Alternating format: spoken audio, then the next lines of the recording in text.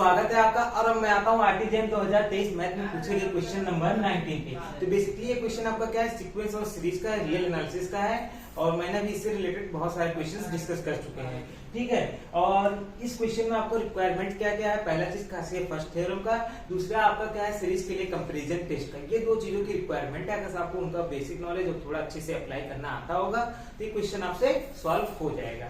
तो बिना लेट किए मैं आप सॉल्यूशन स्टार्ट करता हूँ। तो सबसे पहले क्वेश्चन पढ़ते हैं, क्या है, लेट an आपको देखो कैसे दिया, कुछ इस तरीके से 1 + 2 की पावर -2 + 3 की power -2 plus dot dot plus n की power -2 upon n for n belong to natural number. n किसमें बिलोंग कर रहा है, नेचुरल नंबर में। देन आपके पास फर्स्ट ऑप्शन क्या है, both the sequence an and the series an are convergent, मतलब सीक्वेंस और सीरीज an दोनों ही कन्वर्जेंट है। सेकंड क्या कह रहा है, sequence an is convergent but series an is not convergent.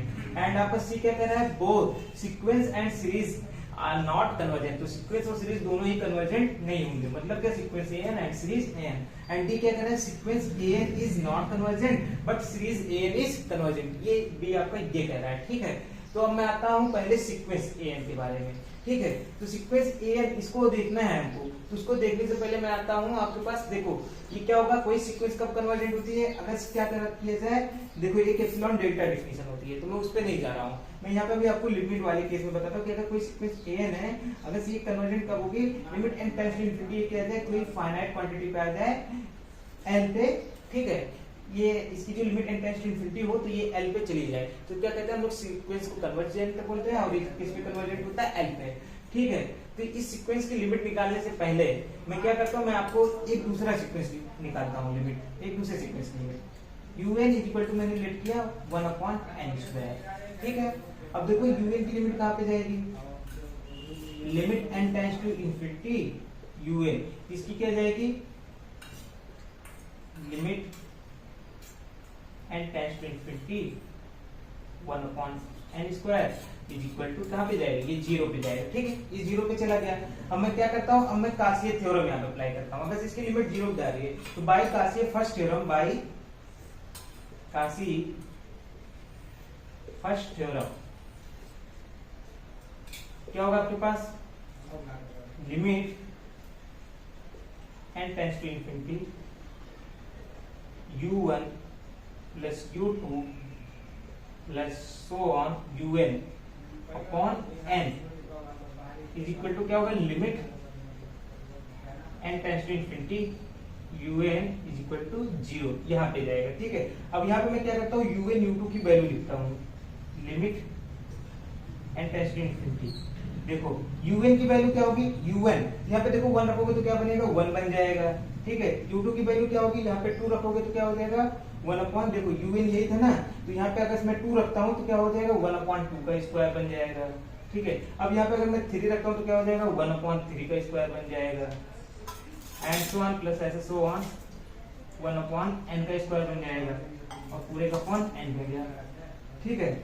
अब उसको मैं इधर लिख देता हूँ, is equal to limit n tends to infinity, ये देखो क्या हो सकता है, इसको ऐसा भी लिख सकता हूँ 1 + 2 की पावर -2 प्लस 3 की power -2 plus so on plus n की पावर -2 अपॉन n, ठीक है। देखो इसी की तो लिमिट हमको निकालनी थी, अगर इसको सीक्वेंस बना दिया और ये किस पे जा रहा है, 0 पे जा रहा है, यानी जो आपका सीक्वेंस an बन रहा है, मतलब जो आपके पास यहाँ पे an ये जो सीक्वेंस बनाओगे तो क्या होने का काम कर रहा है, कन्वर्ज होने का काम कर रहा है। कहाँ पे कन्वर्ज हो रहा है, 0 पे, ठीक है। तो आपका ये सीक्वेंस जो an है वो कन्वर्जेंट है। अब आपका देखो यहाँ पे कौन कौन सा ऑप्शन डिस्कार्ड होंगे, पहले सी क्या था, both sequence and series are not convergent, तो आपका ये डिस्कार्ड हो गया, ठीक है। डी क्या था, sequence an is not convergent, तो डी भी आपका डिस्कार्ड हो गया। अब बचा a एंड b, इन दोनों में से कोई एक सही होगा, दोनों में सीक्वेंस an कन्वर्जेंट है, बट सीरीज के बारे में अलग अलग चीज है। अब हमको सीरीज देखना होगा, ठीक है। तो मैं इसको क्या करता हूँ, मिटा देता हूँ। तो अब मैं आता हूँ सीरीज an, जो हमको सीरीज an देखना है। तो सीरीज an अगर मैं लिखता हूँ तो क्या होगा, सीरीज an ऐसे कुछ लिखा जाएगा, इज इक्वल टू समेशन, और यहाँ पे बनेगा 1 + 2 की पावर -2 प्लस 3 की power -2 plus so on plus n की पावर -2 अपॉन n, यही आपके पास है, ठीक है। यही हमको देखना है, ये सीरीज an के लिए है कि क्या ये कन्वर्ज करेगा या नहीं करेगा, ठीक। तो इसके लिए आपको किसकी जरूरत पड़ेगी, कंपैरिजन टेस्ट की, ठीक है। तो अगर आपने कंपैरिजन टेस्ट नहीं पढ़ा है तो प्लीज आप लोग पढ़ लीजिएगा, या मेरे कुछ वीडियोस देख लीजिएगा इसके पहले के, मैंने कुछ क्वेश्चंस जो कि आपके आईआईटी जैम में ही आए थे उसको कंपैरिजन टेस्ट के थ्रू सॉल्व कराया है, ठीक है। तो और अगर फिर भी आपको नहीं समझ में आता, नहीं मिल रहा, तो बताइएगा, मैं एक सेपरेटली वीडियो बना के अपलोड कर दूंगा कंपैरिजन टेस्ट के ऊपर। ठीक, तो आपके पास summation a is equal to this ये दिया आपको। अब क्या करना है हमको, हम लोग एक सीरीज लेट करते हैं bn, summation bn is equal to summation 1/n। ठीक है, अब क्या करता हूं मैं, an/bn निकालता हूं और limit n tends to infinity करता हूं। तो क्या होगा 1 + 2 की पावर -2, क्योंकि यहाँ पे देखो, यहाँ से कंपेयर करोगे an की वैल्यू तो यही निकलेगी ना, जो कि आपको पहले से पता है, +3 की power -2 plus so on plus n की पावर -2/n। ठीक है, और देखो जब ये bn 1/n है, अगर यहाँ पे आप 1/n चाहे तो चाहे ये n जाता ऊपर चला जाता, तो क्या होता है, इस n से ये n कैंसिल हो गया। अब आपके पास क्या है, एक मिनट यहाँ पे लिमिट जी बना देते ना, limit n tends to infinity, ये लिमिट लिख दोगे तो भी कम हो जाएगा। तो यहाँ पे देखो हम लोग सॉल्व करते, क्या आएगा आपके पास, limit n tends to infinity, और आपका ये पूरा ऊपर का पार्ट बचा, बाकी नीचे का n कैंसिल हो गया। क्या बचा, 1 + 2 की पावर -2 प्लस 3 की power -2 plus so on n की पावर -2, ये आपके पास बचा है। और अगर सब आप इसको देखोगे तो इसको ऐसे भी लिख सकते हो, लिमिट 1 + 1/2 का स्क्वायर प्लस 1/3 का स्क्वायर प्लस ऐसे सो ऑन 1/n स्क्वायर। ठीक है, और ये कुछ ऐसा हो जाएगा, summation n is equal to 0 ले लो, 0 टू इंफिनिटी,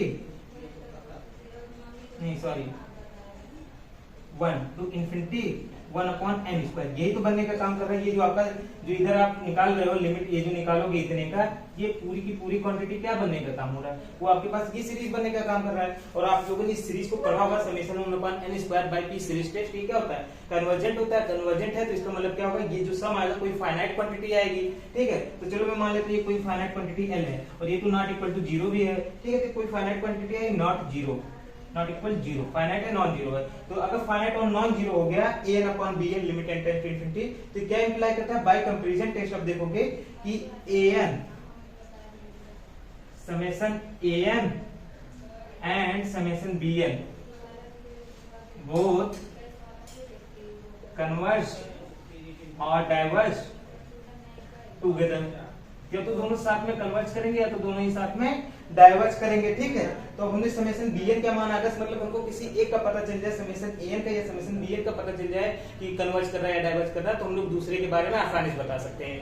an का अगर हमको आसानी से पता होता तो हमको यहाँ पे bn मानने की जरूरत नहीं थी, इसीलिए हमने bn माना था कि हमको एक चीज पता चल जाएगी तो हम आसानी से पता कर सकते हैं। तो bn के बारे में चेक कर लेते हैं, bn क्या है, समेशन bn क्या था, समेशन 1/n, और ये आप देखोगे बाय p सीरीज टेस्ट, यहाँ पे क्या 1 है, तो p सीरीज टेस्ट देखोगे तो ये सीरीज क्या होगी, डाइवर्ज करेगी, p डाइवर्ज करने का काम करेगी। ठीक है, अगर ये डाइवर्ज कर रहा है तो ये क्या इंप्लाई करेगा, आपका जो समेशन an है ये भी क्या करेगा, डाइवर्ज करने का काम करेगा, कन्वर्जेंट नहीं होगा। ठीक है, तो आपने p सीरीज टेस्ट से बोला समेशन bn इज डाइवर्जेंट, तो आपका कंपैरिजन टेस्ट से समेशन an भी डाइवर्जेंट हो गया। यानी क्या हुआ, आपका सीक्वेंस an तो कन्वर्जेंट होगा बट समेशन an डाइवर्ज होगा। तो यहाँ पे देखो कौन सा ऑप्शन करेक्ट होगा, ये क्या है, both the sequence an and series are convergent, तो आपका ऑप्शन ए तो डिस्कार्ड हो गया। क्या बचा, sequence an is convergent but series an is not convergent, ये आपका ऑप्शन भी करेक्ट हो जाएगा। तो मेरे ख्याल से आपको ये सॉल्यूशन समझ में आ गया होगा। अगर आप चैनल पे नए हो प्लीज चैनल को सब्सक्राइब कर लीजिए, वीडियो को लाइक एंड शेयर कर लीजिए। बाकी थैंक यू दोस्तों, जय हिंद, वंदे मातरम।